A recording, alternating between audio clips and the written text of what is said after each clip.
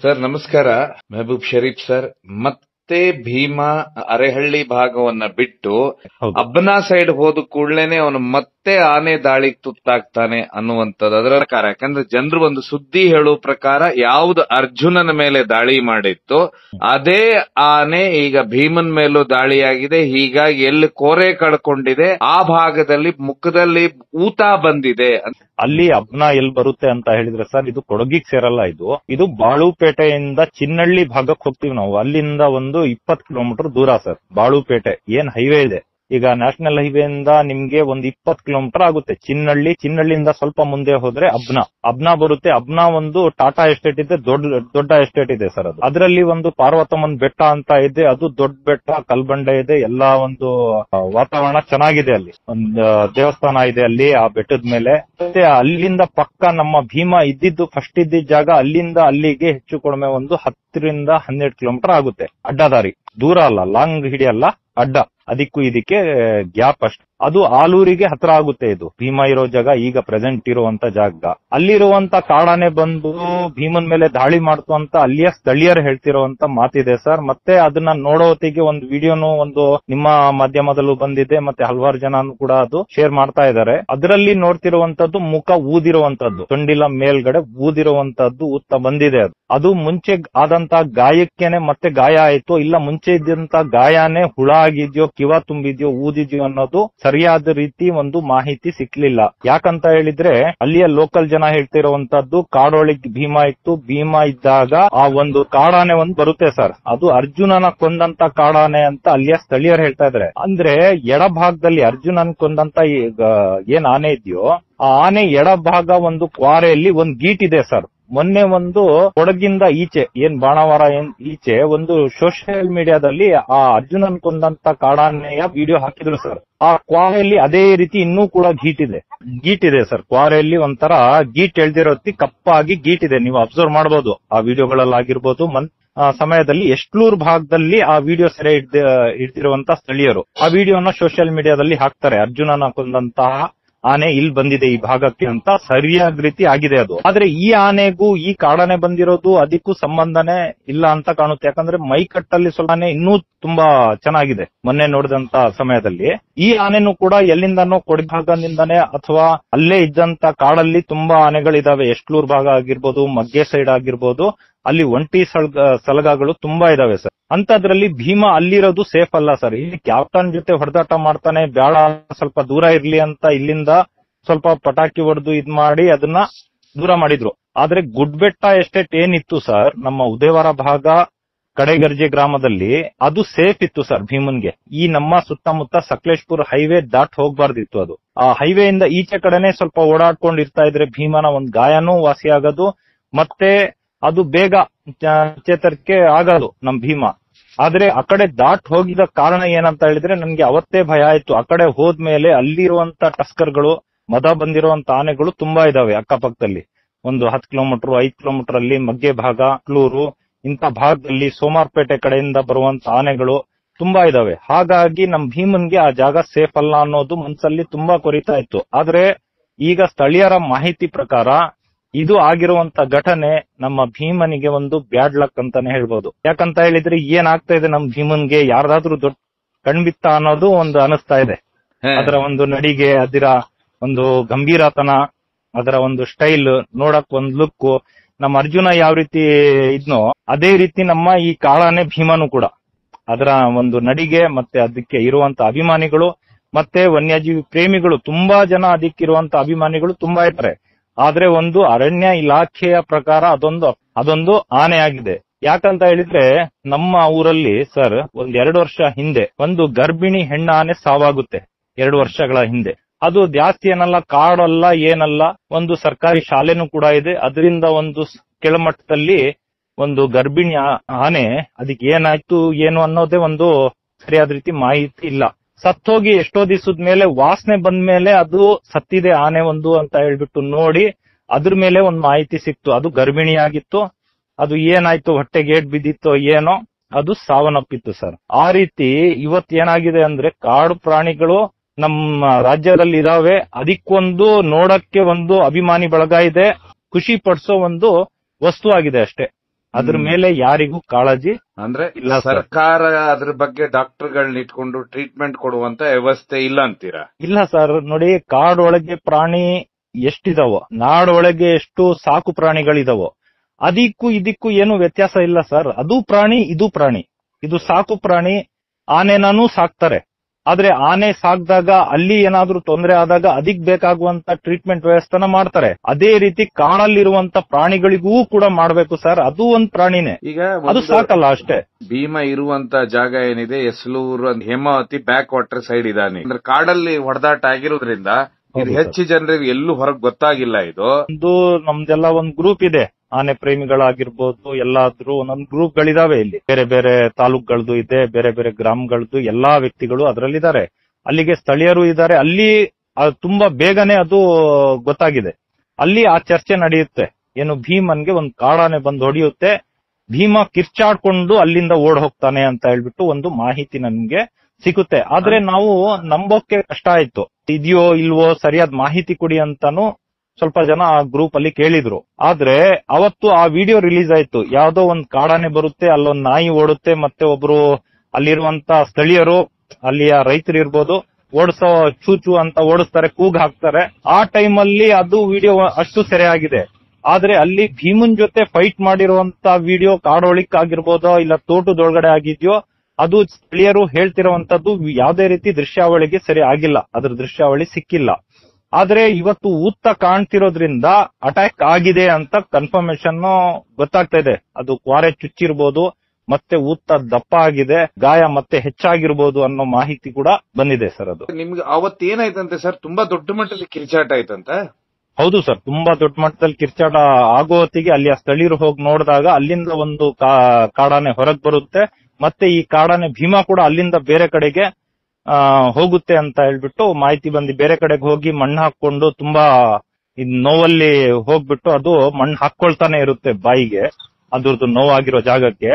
ಅದು ಏನೋ ಒಂದು ಗುದ್ದಾಟದ ಸಮಯದಲ್ಲಿ ಅದ್ರ ಕೊಂತಾಗಿದ್ಯೋ ಅಥವಾ ಇದನ್ನು ಅಟ್ಯಾಕ್ ಮಾಡಕ್ ಹೋದಾಗ ಆ ಏಟಿಗೆ ಈಗ ಏನ್ ಗಾಯ ಆಗಿತ್ತು ಅದೇ ಜಾಗಕ್ಕೆ ಮತ್ತೆ ಪೆಟ್ ಬಿತ್ತ ಏನೋ, ಮುಖಕ್ಕೆ ಪೆಟ್ ಬಿತ್ತ ಏನೋ, ಆ ಮುಖಕ್ಕೆ ಪೆಟ್ ಬಿದ್ದಾಗ ಆ ಸಣ್ಣ ಇದ್ದಿದ್ ಗಾಯ ಮತ್ತೆ ನೋವು ಜಾಸ್ತಿ ಆಯ್ತೇನೋ ಅದಕ್ಕೆ ಅಂತ ಅನಿಸ್ತಾ ಇದೆ. ಇದು ನೀವು ಹೇಳೋ ಪ್ರಕಾರ ಅರ್ಜುನನಿಗೆ ಹೊಡೆದಂತ ಆನೆ ಅದು ಅಲ್ಲ ಅಂತೀರಾ ನೀವು? ಸರ್, ನನ್ ಪ್ರಕಾರವಾಗಿ, ಯಾಕಂದ್ರೆ ಆ ವಿಡಿಯೋದಲ್ಲಿ ಕಾಣ್ತಿರುವಂತ ದೂರದಿಂದ ಕಾಣ್ತಿರುವಂತ ವಿಡಿಯೋ ಸರ್. ಅದು ಜೂಮ್ ಮಾಡಿಲ್ಲ ಅವರು, ದೂರದಿಂದಾನೇ ಆ ಸೆರೆ ಹಿಡಿದಿದ್ದಾರೆ ದೃಶ್ಯಾವಳಿ. ಅದರಲ್ಲಿ ನೋಡ್ಬೇಕಾಗಿರುವಂತದ್ದು ಆ ಆನೆ ಅಲ್ಲೇ ಇದ್ರೆ ಇಲಾಖೆ ಭೀಮನ ಹಿಂಬಾಲಿಸ್ತಾ ಇದ್ರೆ ಮತ್ತು ಆ ಕಾಡಾನೆಗಳ ಚಲನವಲನ ಅದನ್ನ ಗಮನಿಸ್ತಾ ಇದ್ರೆ ಆ ಆನೆ ಯಾವುದು ಅಂತ ನಾವು ಬೇಗ ಕಂಡುಹಿಡಿಬಹುದು ಸರ್. ಯಾಕಂತ ಹೇಳಿದ್ರೆ ಅಲ್ಲಿಯ ಸ್ಥಳೀಯರು ಕೂಡ ತೋಟ ಗದ್ದೆಗಳಿಗೆ ಬಂದಾಗ ಗುರ್ತು ಹಿಡಿಬಹುದು. ಗುರ್ತು ಯಾವ ರೀತಿ ಅಂತ ಹೇಳಿದ್ರೆ, ಎಡದೆ ಕಡೆ ಕ್ವಾರೆಯಲ್ಲಿ ಅದಕ್ಕೆ ಕಪ್ಪಾದಂತ ಒಂದು ಗೀಟ್ ಇದೆ, ಆ ರೀತಿ ಮೇಲ್ಗಡೆ ವೈಟ್ ಇರುವಂತ ಚಕ್ರ ಸುಳ್ದು ಹೋಗಿದೆ, ಸ್ವಲ್ಪ ಕ್ವಾರೆಯಲ್ಲಿ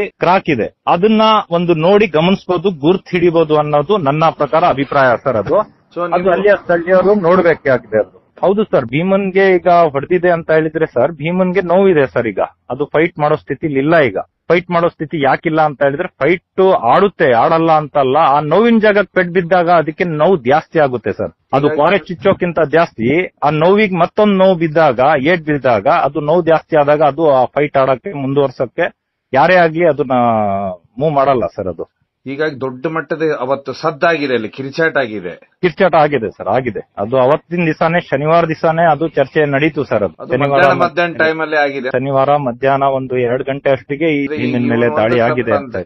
ಸೊ ಈ ಜಾಗ ಬಿಟ್ಟೆ ತಪ್ಪು ಮಾಡಿದ ಅರಹಳ್ಳಿ ಭಾಗನ? ಹೌದು ಸರ್, ಅರಹಳ್ಳಿ ಭಾಗ ಈ ಕ್ಯಾಪ್ಟನ್ ಇಂದ ಒಂದು 10 ಕಿಲೋಮೀಟರ್ ದೂರದಲ್ಲೇ ಓಡಾಡ್ಕೊಂಡಿರ್ತಾ ಇದ್ರೆ ಇಲ್ಲಿ ಯಾವುದೇ ರೀತಿ ಬೇರೆ ರೀತಿ ಆನೆಗಳು, ಕಾಡಾನೆಗಳು, ಒಂಟಿ ಸಲ್ಗಳಿಗೂ ಇಲ್ಲ. ಈ ಕ್ಯಾಪ್ಟನ್ ಗ್ರೂಪ್ ಗಳಾಗಿ ಬೇರ್ಪಟ್ಟಿದಾವೆ. ಮತ್ತೆ ಭೀಮನ್ ಜೊತೆ ಫೈಟ್ ಆಡುವಂತ ಆನೆಗಳು ಯಾವ್ದು ಇಲ್ಲ. ಈಗ ಕ್ಯಾಪ್ಟನ್ ಒಂದ್ ಬಿಟ್ರೆ, ಕ್ಯಾಪ್ಟನ್ ನ ಬೇರೆ ಕಡೆಗೆ ರವಾನಿಸ್ತಾ ಇದ್ದು ಪಟಾಕಿ ಹೊಡೆದು ಅದನ್ನ ಅವಾಯ್ಡ್ ಮಾಡಬಹುದಿತ್ತು. ಭೀಮನ್ನ ಒಂದ್ ಕಡೆಗೆ ಡಿವೈಡ್ ಮಾಡಬಹುದಿತ್ತು. ಯಾಕಂದ್ರೆ 3 ದಾರಿ ಬಿಟ್ಟು ಈಗ ಕ್ಯಾಪ್ಟನ್ ಇದ್ದಾನೆ, 3 ರಸ್ತೆಗಳು ಬಿಟ್ಟು ಭೀಮಾ ಇದ್ದ. ಈಗ ಹೈವೇ ದಾಟಬಾರ್ದಿತ್ತು, ಸಕಲೇಶ್ಪುರ ಭಾಗದಿಂದ ಈಚೆ ಕಡೆಲೇ ಇರಬೇಕಿತ್ತು. ಸಕಲೇಶ್ಪುರ ತಾಲೂಕ್ ಆದ್ರೂನು ಕೂಡ ಆ ಏನ್ ಹೈವೇ ಇದೆ, ನಮ್ಮ ಬೆಂಗಳೂರು ಹೈವೇ, ಆ ಹೈವೇ ದಾಟಿ ಆಚೆ ಹೋಗ್ಬಾರ್ದಿತ್ತು ಭೀಮಾ ಅನ್ನೋದೇ ನಮ್ಮ ಒಂದು ಅಭಿಪ್ರಾಯ ಇದೆ. ಒಡೂರಲ್ಲಿ. ಹೌದು ಸರ್. ವಡೂರ್ ಎಸ್ಟೇಟು ಸೇಫ್ ಆಗಿತ್ತಂತೆ. ಈ ಅಲ್ಲಿಂತ್ರ ಅವನು ಯಾಕೆ ಮುಂದೆ ನಡೆದ ಅಂದ್ರೆ ಹೇಮಾವತಿ ಬ್ಯಾಕ್ ವಾಟರ್ ಕಡೆ ಈಗ ಅದು ದೊಡ್ಡ ಸಮಸ್ಯೆ, ಭೀಮನಿಗೆ ಸಮಸ್ಯೆ ಆಯ್ತೀನಿ. ಯಾಕಂದ್ರೆ ಅಲ್ಲಿ ಸಿಕ್ಕಾಪಟ್ಟೆ ಒಂಟಿ ಸ್ಥಳಗಳೇ ಇದಾವನ್ನೋ. ಸರ್ ಆ ಕಡೆ ಭಾಗದಲ್ಲಿ ನಾನು ನೋಡಿರೋ ಪ್ರಕಾರನೇ ಸರ್ ಅಲ್ಲಿರುವಂತ ದೈತ್ಯ ಕಾಡಾನೆಗಳಿದಾವೆ ಸರ್. ಅಲ್ಲಿ ಕ್ಯಾಪ್ಟನ್ ಅಂತವು ತುಂಬಾ ದೊಡ್ಡ ದೊಡ್ಡ ಸಲಗಗಳು ಅಲ್ಲಿ ದೊಡ್ಡ ದೊಡ್ಡ ಕಾಡಲ್ಲಿ ಒಳಗಡೆನೆ ಇರ್ತವೆ. ಯಾವ್ದೋ ಒಂದ್ ಟೈಮಲ್ಲಿ ಹೊರಗಡೆ ಬರ್ತವೆ. ಅಂತ ಸಮಯದಲ್ಲಿ ಭೀಮನು ಹೋಗಿ ಕಾಡಲ್ಲೇ ಹೋಗಿ ಸೇರ್ಕೋಬೇಕು. ಅಂತ ಸಮಯದಲ್ಲಿ ಒಳಗಡೆ ಭೀಮನ ಸಾವು ಆಗ್ಬೋದು ಇಂಥ ಸಮಯದಲ್ಲಿ. ಯಾಕಂದ್ರೆ ಫಸ್ಟ್ ನೋವಲ್ಲಿದ್ದಾನೆ, ದಂತ ಕಳ್ಕೊಂಡಿದ್ದಾನೆ. ಫೈಟ್ ಆದಾಗ ಒಂದೊಂದ್ ಕಾಡಾನೆಗಳಿಗೆ ಮದ ಬಂದಿರೋ ಕಾರಣ ಒಂದ್ ಏನ್ ಮಾಡುತ್ತೆ ಅಂದ್ರೆ ಹೊಸಪ ಯಾವನಾರು ಬಂದ ಅಂದ್ರೆ ಸಾಯಿಸೋ ಮಟ್ಟಕ್ಕೆ ದಾಳಿ ಮಾಡುವಂತಹ ಕಾಡಾನೆಗಳು ಕೂಡ ಇದೆ. ಯಾಕಂದ್ರೆ ಅದಕ್ಕೆ ಸತ್ತೋಗ್ತಾನೆ ಅಂತಾನು ಹೊಡೆಯಲ್ಲ. ಅದ್ರ ಒಟ್ರಾಸಿ ಆ ಕಾಡಿಗೆ ಅವನೇ ರಾಜನಾಗಿರ್ತಾನೆ. ಹೊಸಪ ಹೋದಾಗ ಅಲ್ಲಿಗೆ ಅವನ ಮೇಲೆ ತುಂಬಾ ಮಟ್ಟದಲ್ಲಿ ದಾಳಿ ಮಾಡೋ ಸಂಭವಗಳು ತುಂಬಾ ಇರ್ತವೆ ಸರ್. ಯಾಕಂದ್ರೆ ಇಲ್ಲಿ ಬೀಟಮ್ಮ, ಭುವನೇಶ್ವರಿ ಎಲ್ಲ ಪರಿಚಯ ಸ್ಥಾನಗಳಿದ್ದು. ಹೌದು ಸರ್. ಹೀಗಾಗಿ ಭೀಮನ್ಗೆ ಯಾವ ಸಮಸ್ಯೆನೂ ಇಲ್ಲ ಬೇಲೂರು ಭಾಗದಲ್ಲಿ. ಹೌದು. ಈಗ ಸಕಲೇಶ್ಪುರ ಯಾವಾಗ ಹೋದ ಇನ್ನು ಸಮಸ್ಯೆಗಳ ಸರಮಾಲೆ ಶುರುವಾಯ್ತು. ಇನ್ನೊಂದು ಸರ್, ಕೇರಳ ಭಾಗದಿಂದನೂ ಬರೋ ಆನೆಗಳಿದಾವೆ, ಬಂಡೀಪುರದಿಂದ ಬರುವಂತ ಆನೆಗಳು ಕೊಡಗಲ್ಲಿದಾವೆ. ಕೊಡಗಿಂದ ಸೀದಾ ಇಲ್ಲಿ, ಯಾಕಂದ್ರೆ ಮಕ್ನ ತಗೊಂಡೋಗಿ ಕಾರ್ಯಾಚರಣೆ ಮಾಡಿ ಬಂಡೀಪುರ ಮಾದೇಶ್ವರ ಬೆಟ್ಟಕ್ಕೆ ತಗೋ ಹೋಗ್ಬಿಟ್ರು. ಅದೇ ಒಂದ್ 4 ತಿಂಗಳಲ್ಲಿ ರಿಟರ್ನ್ ಸಕಲೇಶ್ಪುರ ಬಂದಿತ್ತು. ಅದು ಎಲ್ರಿಗೂ ಗೊತ್ತಿರುವಂತ ವಿಚಾರ ಸರ್ ಅದು. ಹಾಗಾಗಿ ಕಾಡಾನೆಗಳು ಏನಂತ ಹೇಳಿದ್ರೆ ಒಂದ್ ಕಡೆಯಿಂದ ಒಂದ್ ಕಡೆಗೆ ಅದು ರವಾನಿ ಆಗೋದಂತೂ ಖಂಡಿತ. ಹಾಗಾಗಿ ಕೇರಳ ಮೂಲದಿಂದ ಮತ್ತೆ ಆ ಕಡೆಯಿಂದ ಈ ಕಡೆಯಿಂದ ಅಂತ ಹೇಳ್ಬಿಟ್ಟು ಕೊಡಗು ಭಾಗದಲ್ಲಿ ಸೋಮಾರ್ಪೇಟೆ, ಕುಶಾಲನಗರ ಇಂಥ ಭಾಗಗಳಲ್ಲಿ ತುಂಬಾ ದೊಡ್ಡ ದೊಡ್ಡ ಕಾಡ್ ಒಳಗಡೆ ತುಂಬಾ ದೈತ್ಯಾಕಾರದ ಕಾಡಾನೆಗಳಿದೆ. ಒಂದೊಂದ್ ಸತಿ ಸೆರೆಗೆ ಸಿಗ್ತವೆ. ಅದು ಎಲ್ಲ ನೋಡ್ತಾ ಇರ್ಬೋದು ನೀವು. ಅಂತದ್ರಲ್ಲಿ ಈ ಭೀಮಾ ಈಗ ಅಲ್ಲಿ ಹೋಗಿ ಸಿಕ್ಕಾಕೊಂಡೋ ಅಂತ ಅನಿಸ್ತಾ ಇದೆ. ಇಲ್ಲಿ ಇರ್ತಾ ಇದ್ರೆ ಸೇಫ್ ಆಗಿರೋನು ನಮ್ ಭೀಮಾ ಅಂತ ಹೇಳ್ಬಿಟ್ಟು ಸುರಕ್ಷಿತವಾಗಿರೋನು ಅಂತ ನಮ್ಮ ಒಂದು ಅಭಿಪ್ರಾಯ ಇದೆ ಸರ್. ಅರ್ಜುನನ್ ಹೊಡೆದ ಆನೆನ ನೋಡಿದೀರಾ ಯಾವತ್ತಾದ್ರೂ? ಸರ್, ನಾವು ಅರ್ಜುನನ ಹೊಡೆದಂತ ಆನೆಗೆ ಅದೇ ಸರ್ ನಾನು ಹೇಳ್ತಾ ಇದ್ದೀನಿ, ಹಿಂದೆ 1.5 ತಿಂಗಳು ಆಗಿಲ್ಲ ಸರ್. ಈಗ ಮಳೆ ಟೈಮ್ ಇದ್ದಾಗ ಎಷ್ಟ್ಲೂರು ಭಾಗದಲ್ಲಿ, ಎಷ್ಟ್ಲೂರಿಂದ ಈಚೆ ಕಡೆನೆ ಒಬ್ರು ಮಾಮೂಲಿ ಅದನ್ನ ಯಾರು ಕೂಡ ಅಷ್ಟು ವೈರಲ್ ಮಾಡ್ಲಿಲ್ಲ ವಿಡಿಯೋನ. ಆದ್ರೆ ಅದೇ ಆನೆ ಸರ್, ಅದೇ ಆನೆ ಅವರು ಕೊಂಬಲ್ಲಿರುವಂತ ಗೀಟ್ನು ಸಮೇತ ತೋರಿಸ್ತಾರೆ ಸರ್ ಆ ವಿಡಿಯೋದಲ್ಲಿ. ಆ ಕೊಂಬಿ ಇರುವಂತ ಒಳ್ಳೆ ದೃಶ್ಯಾವಳಿ, ಒಳ್ಳೆ ಇದ್ರಲ್ಲಿ ಅವ್ರು ತೆಗಿತಾರೆ, ಜೂಮ್ ಮಾಡಿ ತೆಗಿತಾರೆ. ಅವ್ರ ಮೇಲೆ ಹೋಗ್ತಾ ಇರ್ಬೇಕಾದ್ರೆ ಸ್ವಲ್ಪ ಮೂವ್ ಆಗುತ್ತೆ ಅದು ದಾಳಿ ಮಾಡಕ್ಕೆ, ಮತ್ತೆ ಕಾರ್ ಒಳಗ್ ಹೋಗುತ್ತೆ ಸರ್ ಅದು. ಅಂತ ವಿಡಿಯೋನ ಅವರು ತೆಗ್ದಿದ್ರು. ಅವರು ನಿಮ್ಮ ಮಾಧ್ಯಮ ನೋಡಿದ್ರೆ ಮತ್ತೆ ಏನಾದ್ರು ವೈರಲ್ ಆಗ್ಬೋದು, ಆ ವಿಡಿಯೋ ಸಿಗ್ಬೋದು ನಮ್ಗೆ. ಅರ್ಜುನ ಹೊಡೆದಿರುವಂತ ಆನೆ ಭೀಮನ್ ಮೇಲೆ ಅನ್ನೋದು 50-50 ಅಷ್ಟೇನೆ. ಅಷ್ಟೇ ಸರ್. ಯಾಕಂದ್ರೆ ನನ್ಗೆ ಆ ಆನೆ ನೋಡಕ್ಕೆ ಅದ್ರ ತಲೆ ಬುಲ್ಡೆ ಸ್ವಲ್ಪ ದೈತ್ಯಾಕಾರದಲ್ಲಿದೆ, ಮತ್ತೆ ಸ್ವಲ್ಪ ಗಿಡ್ಡು ಮಟ್ಟದಲ್ಲಿದೆ, ಉದ್ದ ಒಂಥರ ಕಟ್ಮಸ್ತಾಗಿದೆ ಸರ್ ಆ ಆನೆ. ಈಗ ಇನ್ನೂ ಚೆನ್ನಾಗಾಗಿದೆ. ನಾನು ಆ ವಿಡಿಯೋದಲ್ಲಿ ನೋಡೋ ಟೈಮಲ್ಲಿ ತುಂಬಾ ಚೆನ್ನಾಗಾಗಿದೆ ಅದು ತುಂಬಾ ಅದನ್ನ ಸೆರೆ ಹಿಡಿಬೇಕಂತ ವಾಯ್ಸ್ ರೇಸ್ ಮಾಡ್ಬೇಕಂತಾನು ಇದ್ವಿ ನಾವು. ಆದ್ರೆ ಅದು ಭಯಂಕರವಾಗಿದೆ ಸರ್. ಅದು ಅಷ್ಟು ಸುಲಭವಾಗಿ ಈ ಕಾಡ್ ಬಿಟ್ಟು ಹೊರಗಡೆ ನಾಡಿಗೆ ಬರುವಂತ ಆನೆ ಅಲ್ಲ ಸರ್. ಅದು ಕಾಡ್ ಒಳಗಿನೇ ಸುತ್ತಾಡುವಂತ ಆನೆ ಇದೆ. ಅದು ಅರ್ಜುನನ ಹೊಡೆದಿರುವಂತ ಆನೆ ಸರ್. ಸರ್ಕಾರ ಏನ್ ಮಾಡ್ಬೇಕಂದ್ರೆ ಅರಣ್ಯ ಇಲಾಖೆ ಭೀಮನ್ನ ಏನಾದ್ರೂ ಸೇಫ್ ಮಾಡಿದ್ರಷ್ಟೇ ಭೀಮ ಬಚಾವ್ ಆಗೋ ಸಾಧ್ಯತೆ ಇದೆ ಅಂತೀರಾ? ಹೌದು ಸರ್. ಯಾಕಂದ್ರೆ ಆನೆಗಳ ಸಂಖ್ಯೆನೂ ಹೆಚ್ಚಿದೆ, ಗೊತ್ತಿದೆ ಎಲ್ರಿಗೂ.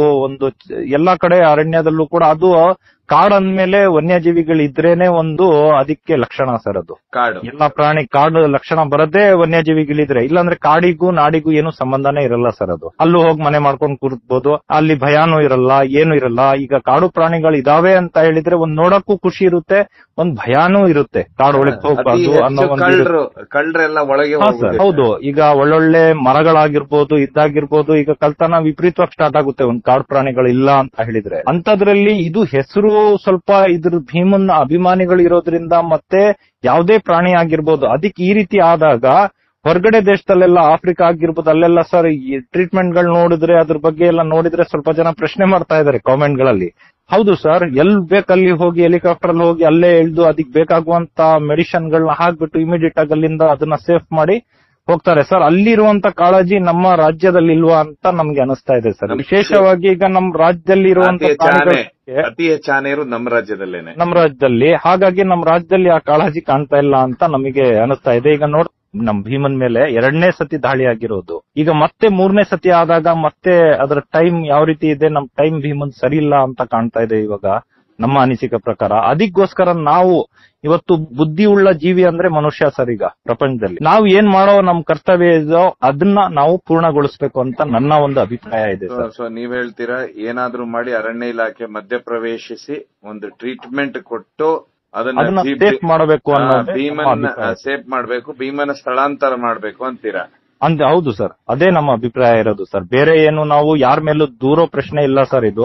ಇದನ್ನ ಸ್ವಲ್ಪ ಕಾಳಜಿಯಿಂದ ನೋಡ್ಕೊಳ್ಳಿ ಅಂತ ಒಂದು ನಮ್ಮ ಅಭಿಪ್ರಾಯ ಇದೆ. ಯಾವುದೇ ಪ್ರಾಣಿ ಆಗಿರ್ಬೋದು, ಅದನ್ನ ಒಂಚೂರು ಇಲಾಖೆ ಸ್ವಲ್ಪ ಅದ್ರ ಮೇಲೆ ಒಂದು ನಿಗಾ ವಹಿಸಿ, ಅದ್ರ ಮೇಲೆ ಒಂದು ಕನಿಕರ ತೋರಿಸಿ ಏನಾದ್ರೂ ತಿಳ್ಕೊಳ್ಳಿ ನಮ್ಮ ಬಗ್ಗೆ. ಅದನ್ನ ಮಾತ್ರ ಒಂದು ಪ್ರಾಣಿನ, ಒಂದು ಜೀವನ ಒಂದು ಉಳಿಸ್ಕೊಡಿ ಅಂತ ಹೇಳ್ಬಿಟ್ಟು ಎಲ್ರು ಕೇಳ್ಕೊಳ್ತಿದೀವಿ ಸರ್.